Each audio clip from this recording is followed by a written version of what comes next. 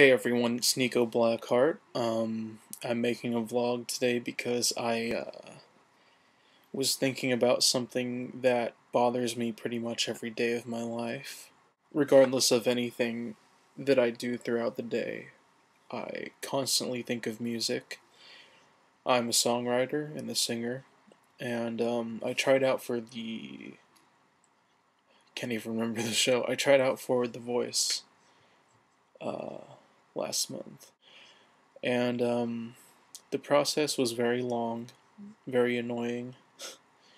You had to stand in line for about 6 hours, I think. We stood outside in the sun, the very hot, very annoying sun. And once we got inside, there was another 4 hours of waiting. I didn't get to audition until around 4:30 p.m. And I changed my song choice probably 3 or 4 times before I actually got down into the little section where people were auditioning. So I finally chose a song. I thought, if I'm gonna do this, let's just go all out and do one of my favorite songs. So I picked Slave to the Rhythm by Grace Jones. A song that, I wouldn't expect anyone to know anyway. Because who actually listens to Grace Jones, I do. But, so I got down there, I sang, I thought I did a pretty good job. And the producers of the show, two men that were sitting across from me, they asked me, so tell us about yourself. What do you do outside of music? And I said, well, I'm a dishwasher at a restaurant, and that's pretty much all I do other than music. There's not really anything else in life that I care about. And I told them, I'm a songwriter and I take it very seriously. I love all different kinds of music. I've been listening to music since I was a kid.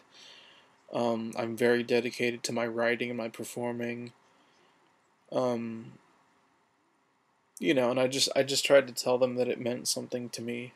And apparently that went right over their heads, because as soon as I finished giving them my introduction about me, they said, nope. Okay, thanks, bye.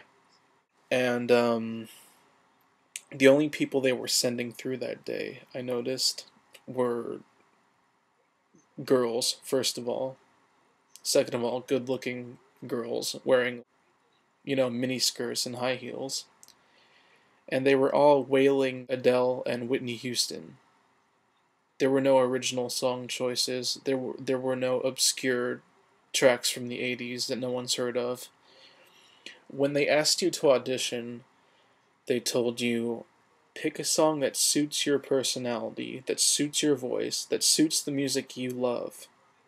They didn't say sing what's hot in the top 40 right now. They said pick something you love that will show us who you are, and that's what I did. Okay, that's not what they're looking for. They're looking for whoever can be the next whoever is popular right now.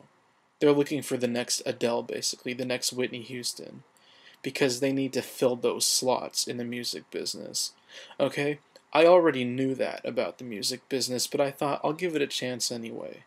I tried The Voice last year, same thing happened to me. I thought I'd try it again this year and see if it was different. It wasn't different. Basically, my point is that all these shows are rigged. If you're an actual artist with integrity and talent and love for music and the art, I wouldn't suggest that you go try out for these shows, because they're not for you. These reality shows are not catered to people who actually care about music. They're catered to people who listen to the radio, who like whatever's, in the top 40 right now. They want country singers, they want, rock singers, they want anyone who sounds like what's already out there. So if you have quirky, obscure, hard to place tastes, they're not going to be interested in you.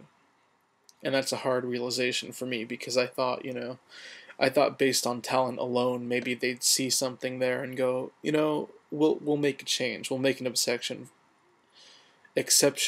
for you. but obviously that's not the case. If you're someone who just likes to do karaoke, or people have told you that you can sing, or you just like whatever's on the radio, sure, go try out for it, because you'll probably make it through by singing, Rolling in the Deep. Not that I have anything against Adele, but, I'm not Adele. And I don't ever plan on being someone who fits into all the conventions of the top 40. I was actually scheduled to go for an audition tomorrow, Saturday morning, and I don't feel like going now. Because I know that it will eventually end up the way that the X Factor did, the way that The Voice did. Um, you know, as much as they tell you that they want you, they don't want you. They want a precise, cleaned up, family friendly version of you, which is not something that I'm willing to put myself through. Music is very important to me, and I've always said if I can't do it my way, then I'm not going to pursue it at all professionally. And as of right now, it seems like I can't do it my way. I can't do it without some kind of roadblock in front of me that tells me that I'm not living up to the standards of the music industry. Male pop stars are basically unheard of. And if they are, they're either doing really clubby, dancey, fist-pumping techno, or they're doing like rock pop.